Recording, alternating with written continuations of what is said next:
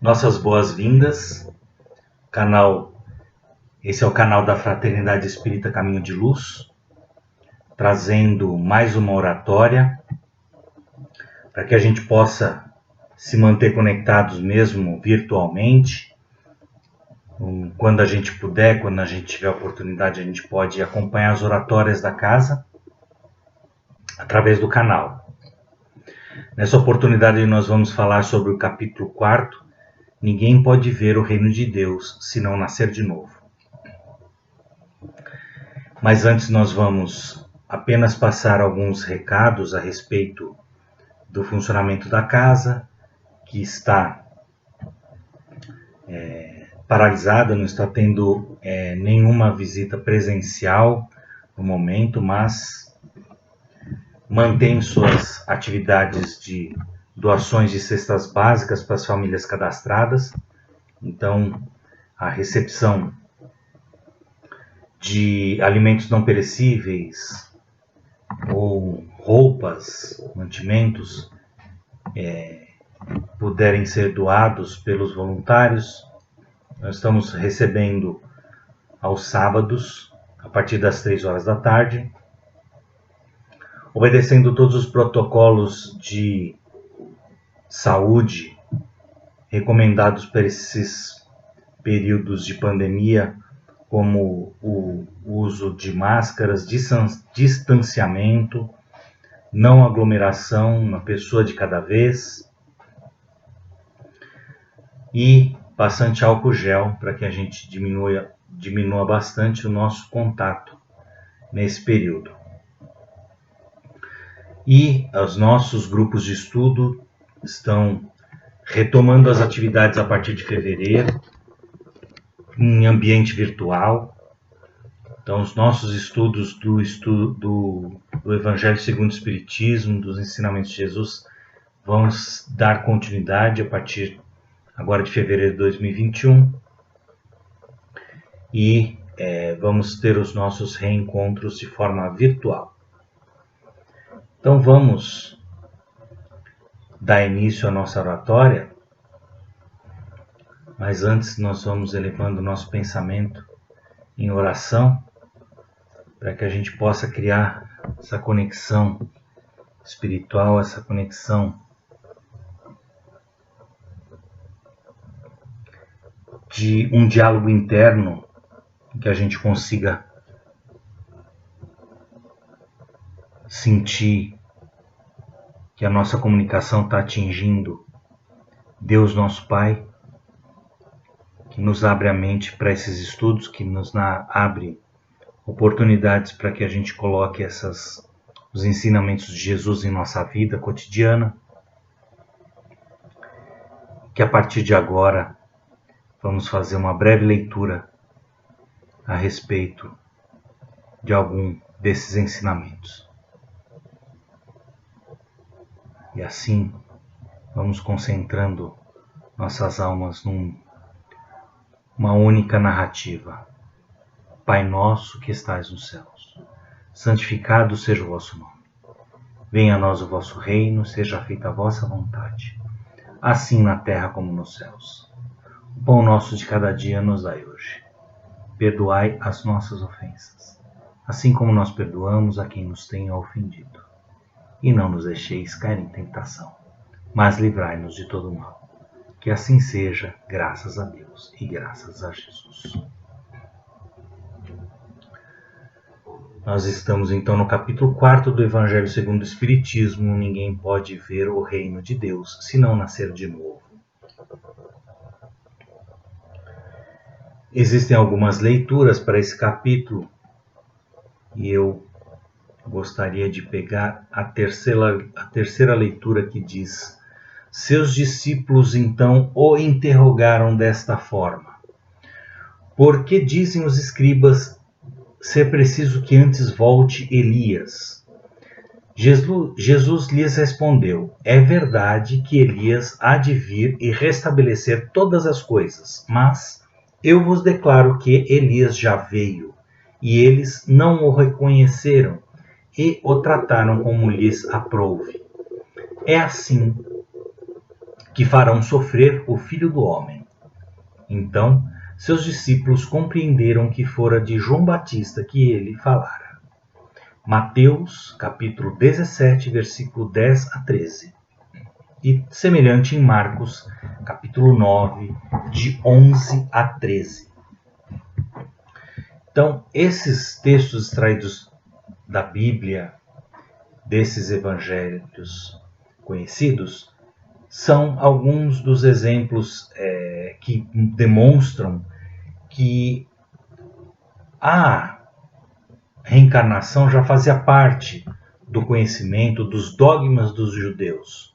Eles tinham como dogmas esse fator, só que eles chamavam com o nome de ressurreição.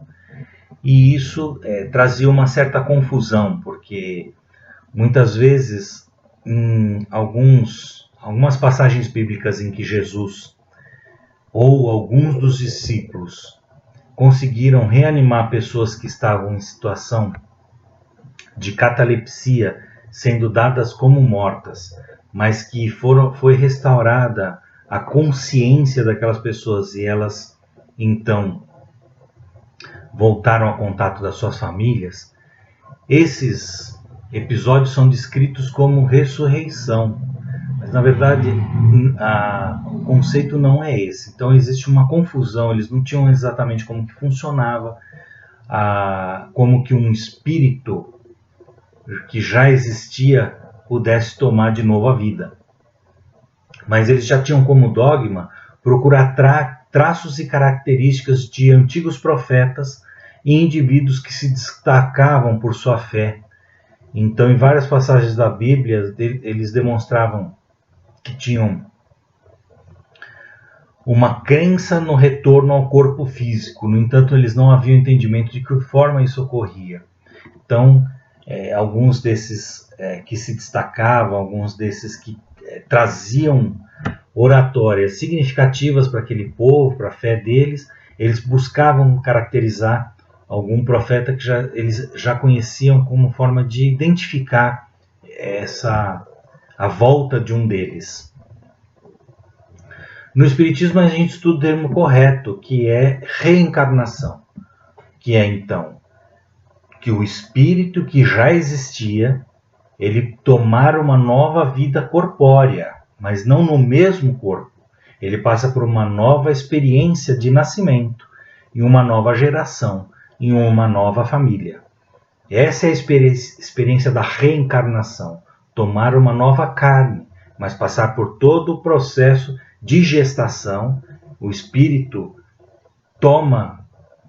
se liga com aquele corpo que está sendo gerado e parte para uma nova experiência encarnatória.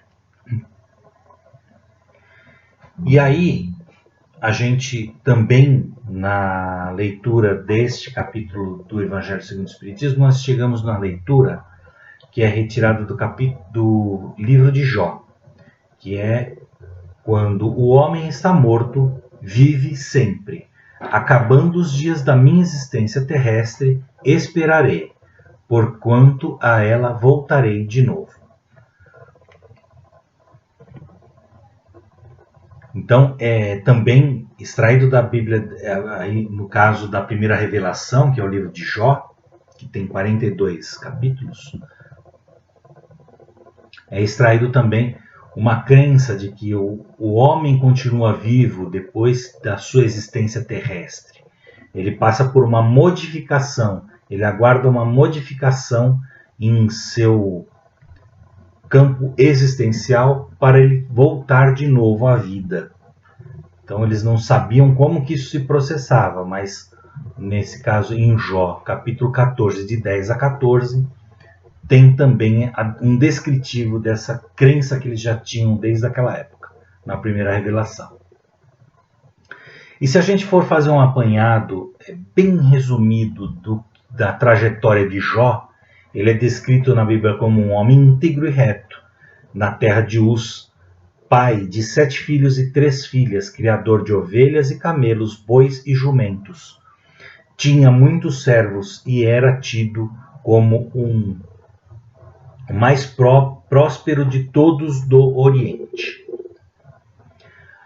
Então ele era muito querido, ele era muito amparado pela toda uma comunidade, porque ele tinha muitas terras, ele tinha muitos pertences, ele tinha uma grande família e ele era uma pessoa muito íntegra, né? Ele era uma pessoa muito íntegra, ele obedecia às leis mosaicas, ele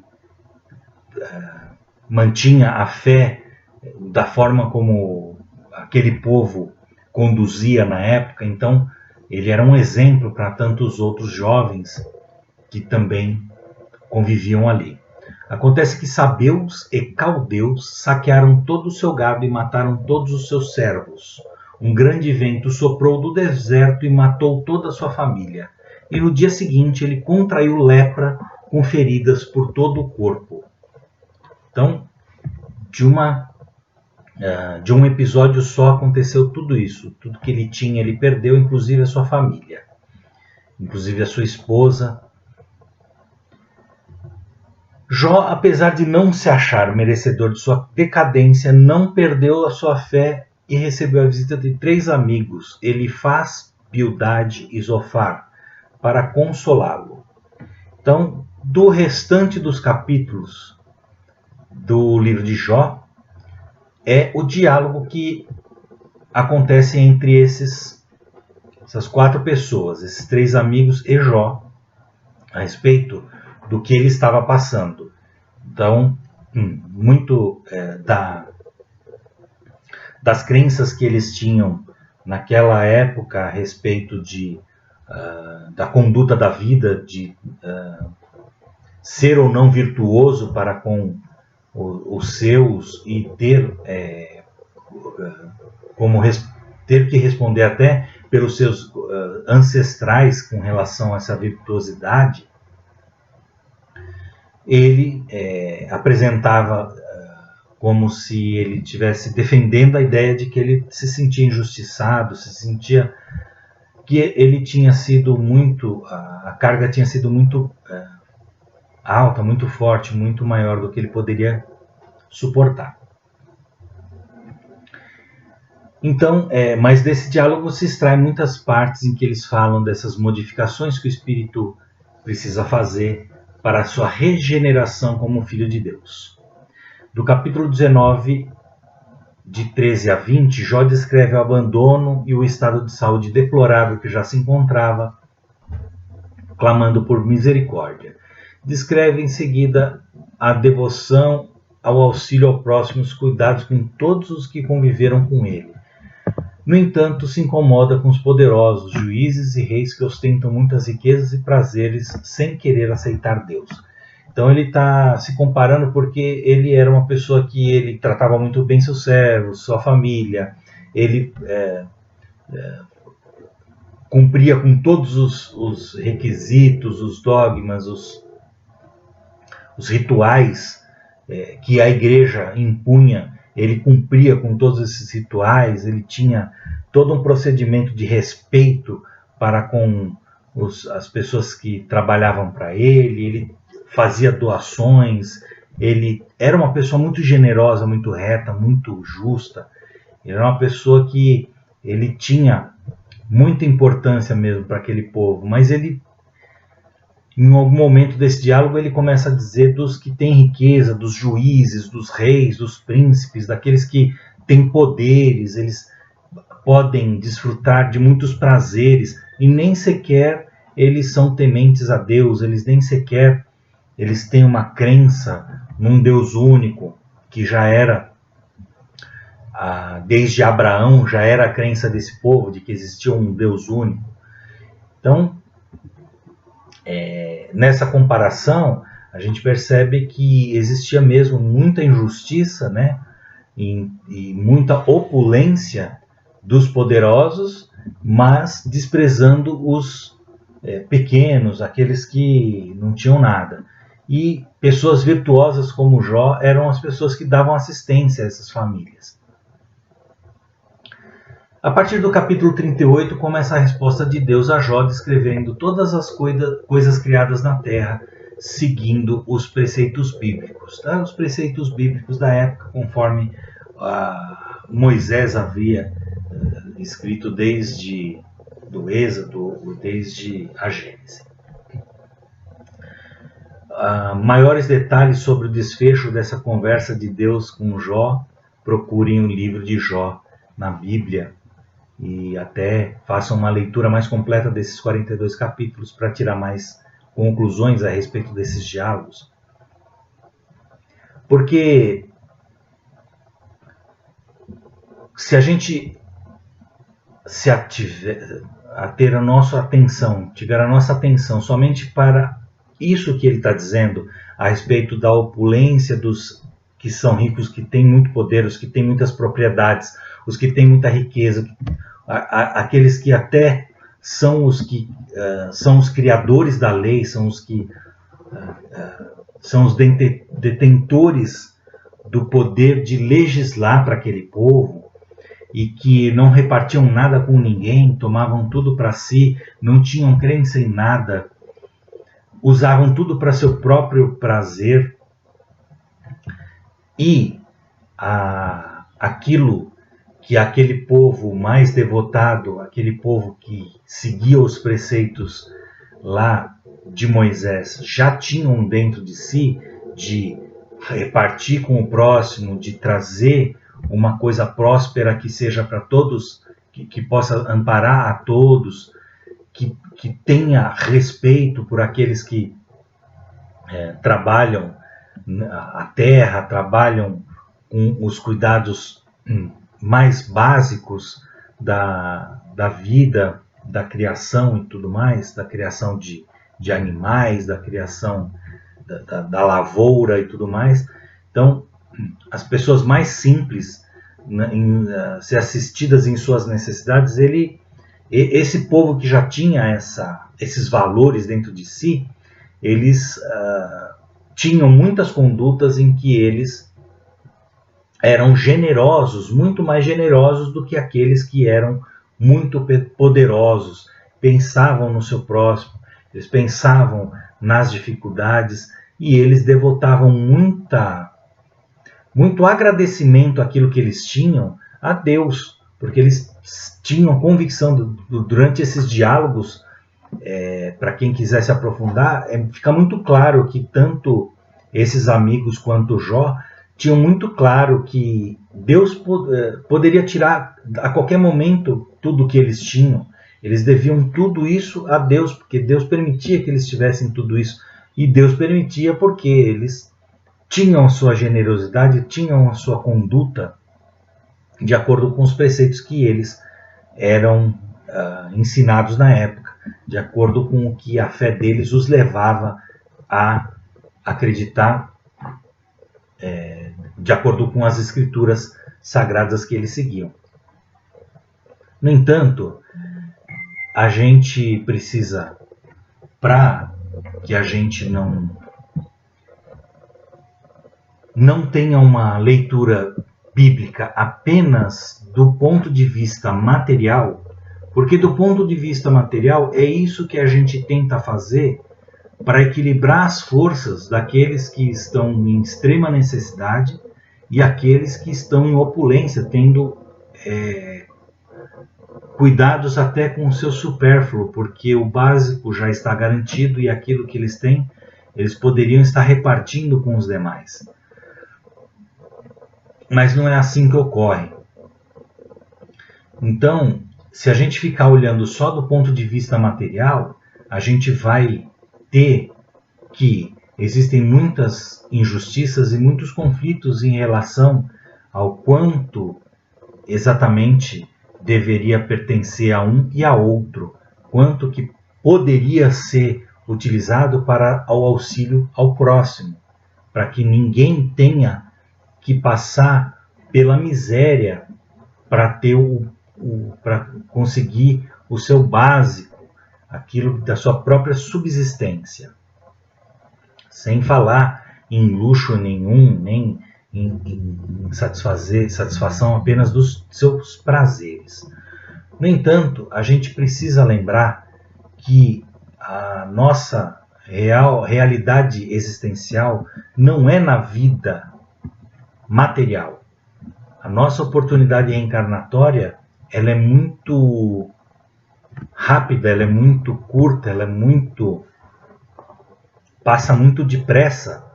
E isso também é uma reflexão que passa por esses livros, por esse diálogo do livro de Jó, em que eles falam, realmente a vida é muito curta, passa tudo muito rápido, não é possível que o espírito seja só isso, não é possível que o homem faça tudo o que faz e em pouco tempo ele vira nada. Então essa já era a reflexão que eles tinham. O espírito, ele tem que ter uma continuidade, ele tem que ter alguma coisa maior que ele busca. E é nesse sentido que o apego ao discurso de Jó apenas pelo plano material, ele se faz um tanto pequeno, um tanto resumido. A nossa visão de vida espiritual, ela nos traz amplia um pouco mais o nosso entendimento, a nossa reflexão a respeito dos aspectos de justiça que Deus nos concede. Então,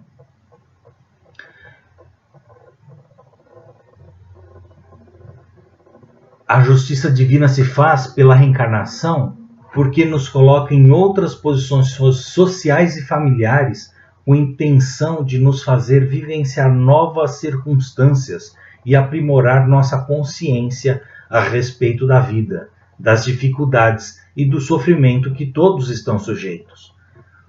Então, a reencarnação, ela nos coloca em posicionamentos diferentes e ela nos faz ter visão tanto culturais, quanto familiares, quanto de credos mesmo, que nos desafiam a procurar sempre equilibrar as forças de forma que todos possam usufruir da vida encarnada com as mesmas oportunidades, ou pelo menos uma oportunidade mais equilibrada de seguir com o seu aperfeiçoamento espiritual. Jesus dizia que não se pode ver o reino de Deus se não nascer de novo. A reencarnação é o caminho traçado para o nosso aperfeiçoamento moral, desapego à matéria e seguir o caminho da luz divina. É esse o sentido em que a gente precisa aprofundar quando a gente estuda esse diálogo de Jó, porque a vida material ela pode conter dentro da sua lógica, dentro da sequência de eventos que se dá em nossa vida cotidiana, um pouco de distanciamento qual é o objetivo, de para que serve a nossa vida encarnada. Ela vai nos trazer o tormento de ficar procurando as desigualdades sociais que só vão se reequilibrar com uma nova oportunidade reencarnatória, ou a gente vai se voltar para os desafios que a vida encarnada nos proporciona e busque o que ela pode ser extraído dela de aprendizado, de aperfeiçoamento, de melhora, de manter a nossa fé como Jó fez, mesmo achando que aqueles acontecimentos com a vida dele eram desproporcionais ao quanto ele era capaz de suportar, mesmo assim ele não perdeu a sua fé. Então, dar continuidade à nossa fé, à nossa busca, ao nosso aperfeiçoamento em todas as oportunidades que nós tivermos, em todas as ocasiões em que nós formos lançados a novos desafios. É isso o que engrandece o nosso espírito. E é claro que, até pela nossa atividade de fornecer cestas básicas, as nossas atividades de trazer alguma forma de doação àqueles que são mais vulneráveis, mostram que a gente não está alheio completamente às necessidades da vida encarnada. A gente só não pode fazer com que isso traga a angústia de achar que existe de alguma forma, uma injustiça eterna. Assim como Jó conclui nesses diálogos, Deus é justo. E essa justiça transcende o nosso entendimento. No entanto, é essa busca espiritual que equilibra no nosso aperfeiçoamento, tudo aquilo que nós passamos, a nossa história, que também não se encerra nessa nossa oportunidade reencarnatória atual. A nossa história foi escrita em várias outras oportunidades reencarnatórias e vai passar por outras tantas oportunidades futuras que, do ponto de vista de um espírito eterno, são breves passagens e que, por mais doloroso que seja esse desafio, ele é muito rápido perto do tanto que a gente tem para aprender e do tanto que a gente vai aperfeiçoar espiritualmente e do tanto de vida que nós ainda temos como espíritos eternos. Então, por isso que ver o reino de Deus, como Jesus dizia, é preciso passar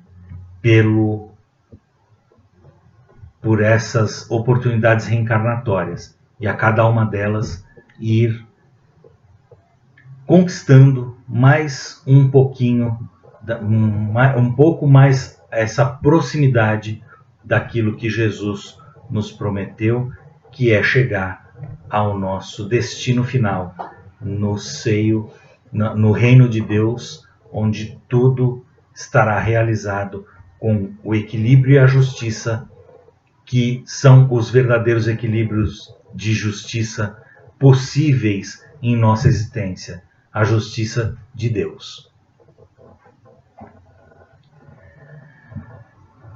Então, essa foi a oratória dessa oportunidade. Nós vamos dando por encerrado as nossas reflexões, que possamos mais uma vez sentirmos amparados e próximos daqueles que são os nossos mentores, daqueles que são os mentores da casa, os mentores que nos auxiliam, nos acompanham, nos orientam, para que a gente possa, com essa oração final de encerramento, em pensamento levar as nossas vibrações a todos aqueles que estejam necessitados, aqueles familiares, amigos, conhecidos, aqueles que nos solicitaram vibrações nos grupos. Vamos agora em pensamento passar por todos esses nomes, e essas vibrações caminham com a ajuda dos nossos mentores espirituais, das equipes médicas espirituais, ao auxílio, ao encaminhamento, ao alívio daqueles que estejam passando por recuperações, por internações, por momentos de isolamento, que também estão nos desafiando de forma bastante forte, e serenamente vamos dando por encerrado com essa oração. Ave Maria, cheia de graças, o Senhor é convosco. Bendita sois vós entre as mulheres, bendito é o fruto do vosso ventre, Jesus. Santa Maria, Mãe de Jesus, rogai por nós, necessitados, agora e na hora de nossa libertação. Que assim seja, graças a Deus e graças a Jesus. E assim nós vamos dando por encerrado. Compartilhem com seus conhecidos, com seus familiares. Nos encontramos novamente neste canal com uma nova oratória, numa nova oportunidade. Fiquem em paz.